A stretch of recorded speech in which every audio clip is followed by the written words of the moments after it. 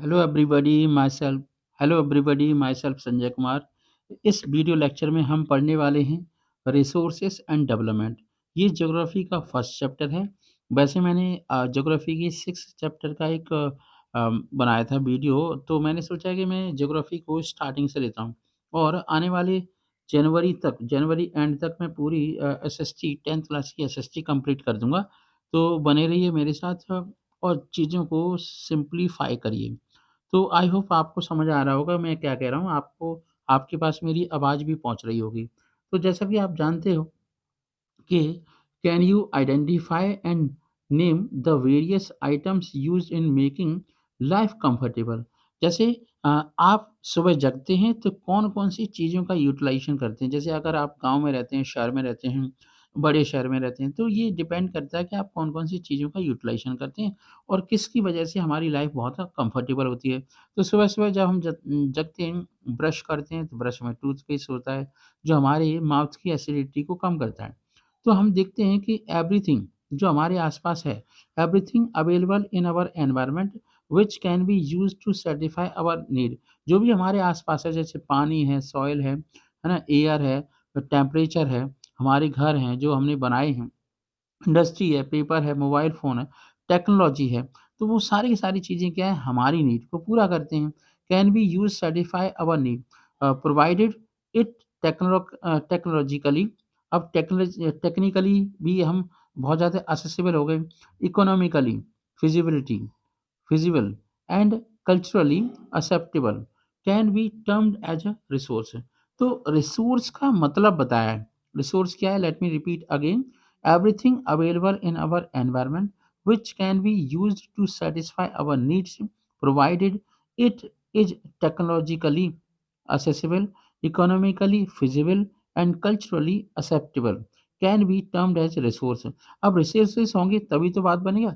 तो हम जो ह्यूमन बीइंग्स हैं, उन्हें उनके लिए फिजिकल एनवायरनमेंट होना ज़रूरी है जो नेचर प्रोवाइड करती है। इंस्टीट्यूशंस होना ज़रूरी है जिनसे हमारी भाषाएँ हम चीज़ें सीखते हैं, टेक्नोलॉजी होना ज़रूरी है, तो ये ज़रूरी है। तो relationship relationship between nature, technology and institution इस ट्रायंगल के चार्ट से दिखाई देता है।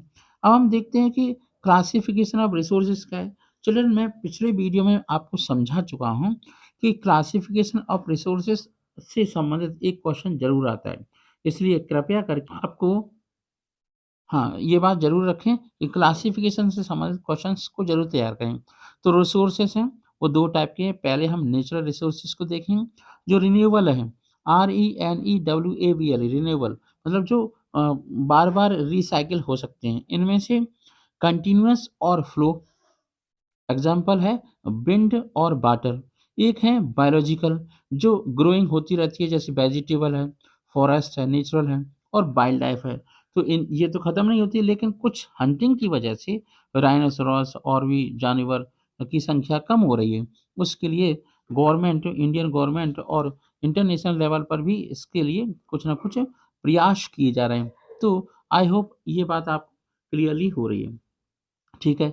दूसरी बात देखते हैं, दूसरा रिसोर्स देखते हैं। उस रिसोर्स को बोलते हैं ह्यूमन, है ना? Structures and institutions, quantity and quality मतलब ह्यूमन स्ट्रक्चर और रिसोर्सेज़ की क्वालिटी और क्वांटिटी। ठीक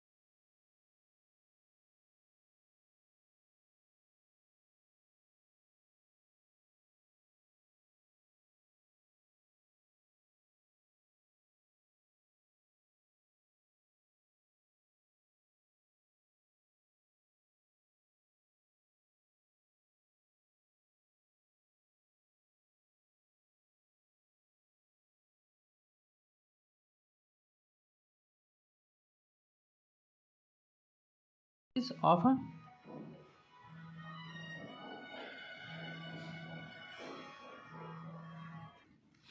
तो नेक्स्ट हम देखते हैं कि on the basis of status and development potential developed stock and reserves, कैसे कैसे रिजर्व्स और स्टॉक्स होते हैं।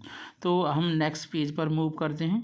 ठीक है, अब हम क्या करते हैं, टाइप्स ऑफ रिसोर्सेज को हम अच्छे से ऑब्जर्व करेंगे और उन्हें समझने की कोशिश करेंगे।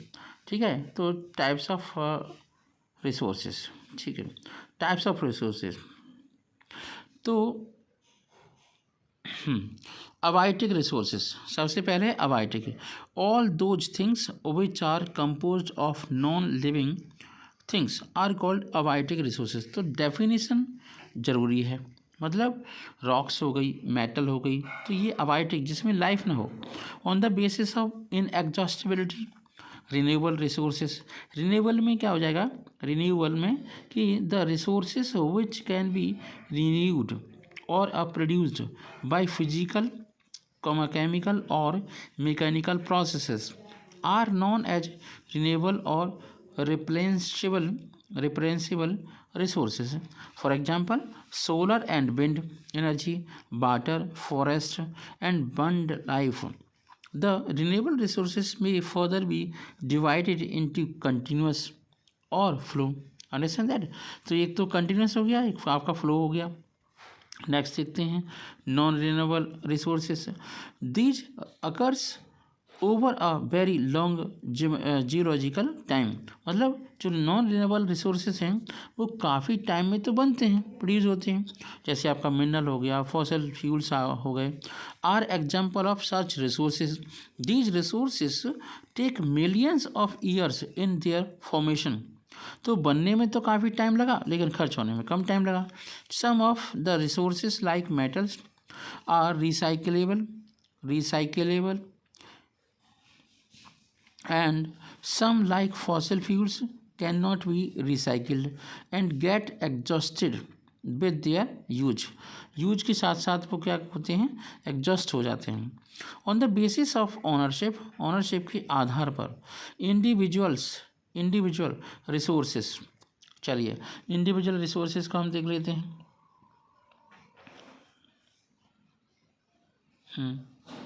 तो इंडिविजुअल रिसोर्सेज क्या हैं, these are also own privately by individuals. Many farmers own land with which is allotted to them by government against the payment of revenue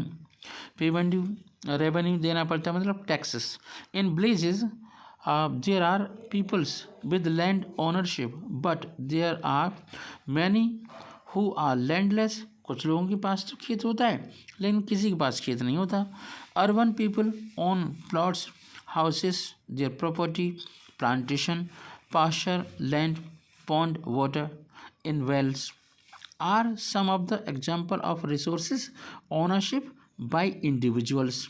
make a list of resources own by your household. मतलब आपके घर पर आपकी अपनी कौन कौन सी चीज़ें हैं उसकी आपको क्या लिस्ट बनानी है।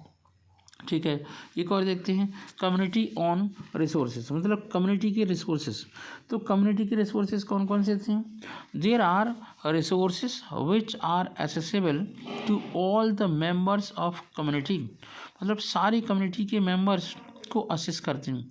विलेज, कॉमन्स, ग्रेजिंग ग्राउंड्स और ब्यूरियल ग्राउंड्स विलेज। ठीक है, तो ये आपके बिलोंग करते हैं। अब हम नेक्स्ट पोर्शन पे आते हैं, इस पेज के नेक्स्ट पोर्शन पर। तो उसमें देखेंगे कि ponds, public parks, picnic spots, playgrounds in urban areas are de facto accessible to all the people living here, है ना। तो वहाँ पर बच्चे खेलते हैं, बच्चों को घुमाने ले जाते हैं, हम अपना शांति से टाइम पास करते हैं, डिस्कशन करते हैं, प्लानिंग करते हैं। ठीक है, तो ये सब है। दूसरा है natural resources. Technically all the resources belong to the nation. मतलब हमारे इंडिया के जो भी रिसोर्सेज हैं वो नेशनल रिसोर्सेज हैं ही। अगर हम टेक्निकली देखें तो the country has legal power to acquire even private property for public good, मतलब पब्लिक के अच्छाई के लिए कोई भी प्रॉपर्टी को अपने कब्जे में लेकर के लोगों के लिए कुछ कर सकती है। जैसे you might have seen roads, आप रोड पर चलते हैं, ठीक है, कैनाल्स आपकी नहरें होती हैं, रेलवे ट्रैक्स हो गई being constructed on field own by some individuals, urban development authorities get empowered by the government to acquire land, all the minerals, bird resources, forest, wildlife, land within the political boundaries and oceanic area up to 12 nautical mile 22.2 kilometre, मतलब 12 nautical mile होता है 22.2 kilometre के बराबर, from the coast, termed as territorial water and resources therein belong to nation, जो nation के होते हैं, nation से बिलोंग करते हैं। अब हम इंटरनेशनल रिसोर्सेज को देखते हैं। तो इंटरनेशनल रिसोर्सेज में आपके आ जाते हैं क्या क्या, इंटरनेशनल रिसोर्सेज।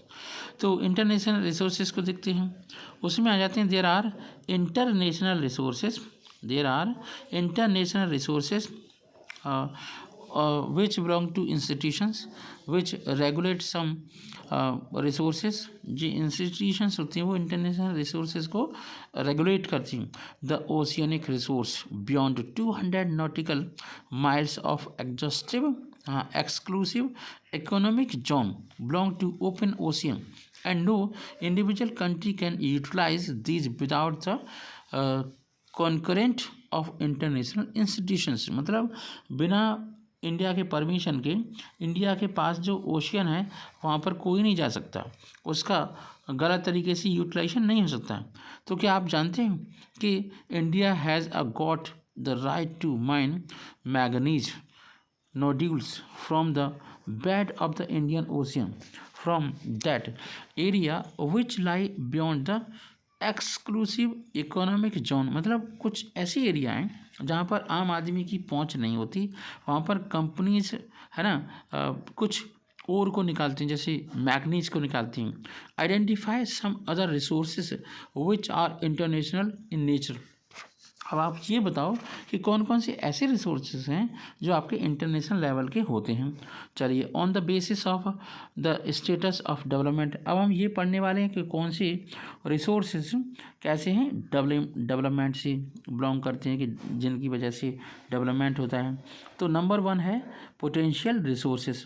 ये रिसोर्सेज ऐसे रिसोर्सेज होते हैं जो पर्टिकुलर रीजन में पाए जाते हैं but have not been utilize, मतलब माइन है लेकिन आप उस माइन को यूज नहीं कर सकते। The western part of the India particularly Rajasthan Gujarat have enormous potential for the development of wind and solar energy. अब राजस्थान में विंड और सोलर एनर्जी तो काफ़ी है but so far these have not been developed properly. तो सोलर सेल अगर लगाए जाएंगे, है ना, सोलर सेल लगाए जाएंगे, विंड मिल लगाई जाएंगी, है ना, तो उसका यूटिलाइजेशन प्रॉपर तरीके से हो सकता है और वो रिसोर्सेज बन जाएंगे हमारे लिए। डेवलप्ड रिसोर्सेज कौन कौन से हैं? Resources which are surveyed and their quality and quantity have been determined for utilization। ऐसे रिसोर्सेस जिनकी क्वांटिटी और क्वालिटी है ना डिटरमाइन कर सकते हो, किसके लिए? यूटिलाइजेशन के लिए। The development of resources depend on technology. कुछ रिसोर्सेज टेक्नोलॉजी के ऊपर डिपेंड करते हैं, जैसे आपका मिनरल्स हो गए, ओर्स हो गए। अब टेक्नोलॉजी नहीं होगी तो आप कहाँ से आयरन का मेटल निकाल लोगे? Level of their feasibility. अब है नेक्स्ट स्टॉक। स्टॉक का मतलब क्या है? Material in the environment which have the potential to satisfy human needs. ऐसा मटीरियल जिससे ह्यूमन नीड्स सेटिस्फाई होती है but human being do not have the appropriate technology to access these are. तो मतलब कुछ ऐसे रिसोर्सेज होते हैं, जैसे स्टॉक का था, है ना। तो ये हम स्टॉक का पोर्शन देख रहे हैं।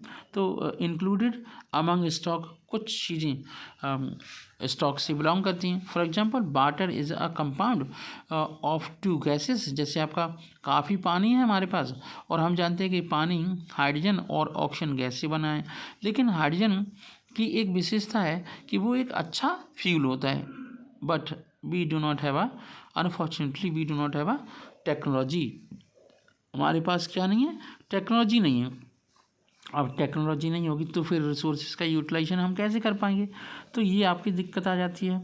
चलिए, तो रिजर्व्स क्या हैं? Reserves are subset of stock. जो रिजर्व्स होते हैं वो स्टॉक के जस्ट कैसे होते हैं, अपोजिट होते हैं। तो but we do not have a advance technology know how, मतलब हम जानते नहीं कि कैसे हम उस वाटर को कन्वर्ट करें किस में, ऑक्सीजन में। तो it can be considered as stock, मतलब हमारे पास चीज़ तो है लेकिन हम उसका यूटिलाइजेशन नहीं कर पा रहे। अब reserves are the subset of stock which can be put into use put into use with the help of existing technical know how but their use has not been started. कुछ चीज़ों का जैसे these can be use for meeting future requirement. ऐसे पदार्थ, ऐसे reserves future की requirement के लिए हो सकते हैं। River water can be use for generating hydro electric power but presently it is being utilize only to a limited extent. मतलब हम पानी का यूटिलाइजेशन हाइड्रो इलेक्ट्रिक पावर बनाने के लिए तो कर रहे हैं लेकिन कम मात्रा में कर रहे हैं, क्योंकि हमारे पास टाइम आने पर आपका जो कोल है वो ख़त्म होने वाला है। तो दस the water in the dam forest etcetera is a reserve which can be use in the future. चलिए, अब हम नेक्स्ट वीडियो में पढ़ेंगे डेवलपमेंट ऑफ रिसोर्सेज। तब तक के लिए मैं थोड़ा सा आपको एक बात बता दूं कि मैं अब आपके क्या क्या कर रहा हूँ, जो मैंने पेजेस डिस्कस किए थे वो थोड़ा सा आपको दिखा देता हूँ, जिससे क्या है कि आप उसका स्क्रीनशॉट ले लो। तो ये है रिसोर्सेज एंड डेवलपमेंट, ज्योग्राफी का फर्स्ट चैप्टर, फर्स्ट पेज है। ये आपका सेकंड पेज है, इसे अच्छे से पढ़िए, एक एक लाइन को समझिए। ये आपका थर्ड पेज है। इस पेज में हम नेक्स्ट टाइम पढ़ेंगे डेवलपमेंट ऑफ रिसोर्सेज।